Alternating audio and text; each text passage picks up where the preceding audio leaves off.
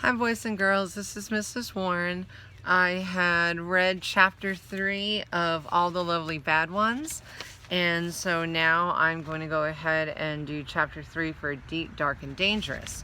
Our main character is Allie, and she is wanting to go away with her aunt for the summer, her Aunt Dulce, to watch her aunt's little girl, and her mother doesn't want to let her go. There's some kind of mystery that involves something that happened at this cabin, I think on a lake, when her mother and Dulce were girls, and they argue about it, but nobody, well, I'm sure the mother and Aunt Dulce know, but we don't know, and our main character Allie doesn't know what the issue is. So one, she really wants to get away for the summer, and two, she really wants to find out what in the world is going on. So without any further delay, here we are with chapter 3. At the end of the story, Mr. Bear promised Edith he'd stay with her forever. Forever and ever, Emma shouted along with Little Bear. We said the book's last 3 works together, and they did. When I was little, I wanted a doll just like Edith, I told Emma. I want one too, Emma said, but Mommy says they're very, very expensive. I sighed. Here, Bella. Sorry. I sighed, thinking about things that cost too much to own. A horse, a mountain bike like Stacy's, a swimming pool in the backyard, even a doll. The front door opened and Dad stopped at the threshold to grin at Emma, who ran to him. What a nice surprise. Dropping his briefcase, he scooped Emma up and gave her a hug. Just look at you. You're as beautiful as your mommy. Emma laughed and kissed Dad's nose. The kitchen door swung open. Mom and Dulce seemed to have made up after their quarrel, but Mom still looked tense, worried, uneasy. It's good to see you, stranger. Dad put Emma down and gave Dulce a hug and a kiss. It was a long hug, I thought. I glanced at Mom. She was watching the two of them, but I couldn't read her expression, except that I could tell she wasn't happy. What brings you here? Dad asked Dulce. I'm in a group show at the DC Gallery next fall, Dulce said. Emma and I took the train down so I could talk to the owner. Since we were close, I called Claire and she picked us up at the station. We're going back to New York tomorrow morning. Emma grabbed Dad's hand. Mommy wants Allie to babysit me at the lake, but Aunt Claire says she can't. Dad turned to Dulce and raised his eyebrows. Sycamore Lake? I drove to the cottage a couple of weeks ago, Dulce said. Considering how long it's been empty, it's in pretty good shape. A couple of broken windows, a few leaks in the roof, a dozen or more mice nesting in the cupboards. Dulce glanced at Mom. A trap will take care of the mice, and I've hired a contractor to fix everything else. By the time he's done, Gold Cottage will have electricity, indoor plumbing, fresh paint inside and out, a new roof, and the old boathouse will be my studio. In other words, it'll be better than new. Dad turned to Mom. So why can't Allie babysit Emma? You know I hate the lake. Mom's voice rose a few notches. Tense. Anxious. Allie could drown. She could get Lyme disease from a tick. She could get bitten by a snake. Oh, for heaven's sake. Ignoring Mom's whimper of protest, Dad looked at me. How do you feel about the idea, Allie? I want to go, I said. Stacy will be away all summer. I'm sick of the swimming pool and the softball team, and of Mom watching me all the time. I wanted to add, keeping me on a leash, owning me. Instead, I said, the lake would be fun, an adventure, something different. Please, please, pretty please, Emma begged. I'll be so lonely without Allie. Let her go, Claire, Dad said. She loves Dulce and Emma, and they love her. I'll take good care of Allie, Dulce put in. I won't let her or Emma run wild, I promise. You'll get absorbed in your painting and forget all about them, Mom muttered. Dulce exhaled sharply, clearly exasperated. I've had sole responsibility for Emma since she was a baby. Does she look neglected?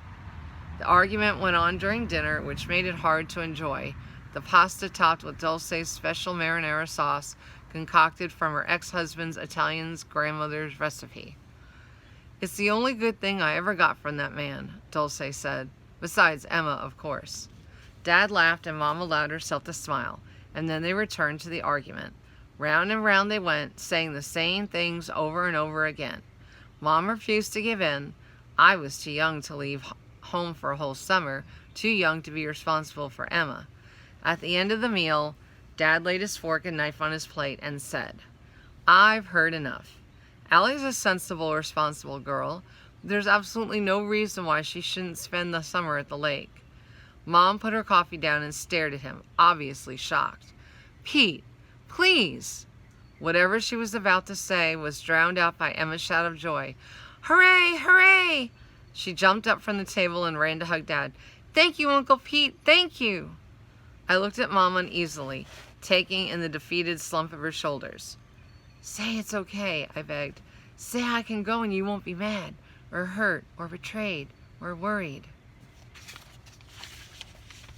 She wiped her mouth carefully with a napkin. "If it means so much to you, go." Without looking at anyone, she rose from the table and began gathering the dinner plates. The set of her jaw and jerky movements clearly showed she was angry. "Give me a break, Claire. Don't get in one of your moods."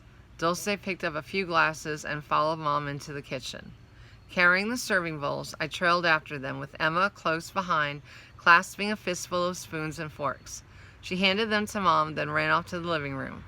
Without speaking to anyone, Mom began loading the dishwasher. "It's the silent treatment," Dulce whispered to me. "She's inherited it from her mother and perfected it." I turned away, unwilling to criticize Mom. Dulce was right, of course. Silence and tears were Mom's weapons, but it made me uncomfortable to agree with my aunt. After all, I had no reason to complain. I'd won. I was going to Sycamore Lake. Leaving Mom to clean up, I followed Dulce into the living room. Dad was reading The Lonely Doll to Emma in a sweet, bumbling bear voice. I perched on the arm of Dulce's chair. "Can I ask you something?" "Sure, sweetie." Dulce pushed her hair back from her face. Her long, dangly silver earrings swayed and her bracelets jingled. She smiled, waiting for me to speak. "Well, a couple of months ago, I found an old Nancy Drew book in a box in the attic. While I was leafing through it, a photograph fell out. It was of you and Mom at Sycamore Lake. I could see the water behind you." Dulce smiled. "Your grandfather loved taking pictures. Every time you turned around, there he was, pointing a camera at you. They were usually awful. We thought he had a special ugly lens he used for our pictures." "There was another girl with you," I said, "but all that shows is her shoulder and arm. The rest is torn off." "Another girl?" Dulce shook her head and her soft hair brushed my cheek. "We didn't have any friends at the lake. Gold Cottage sits out at a point all by itself. There were no other kids around, just your mother and me. Grandmother wrote your name and Mom's name on the back," I went on, trying to make her remember.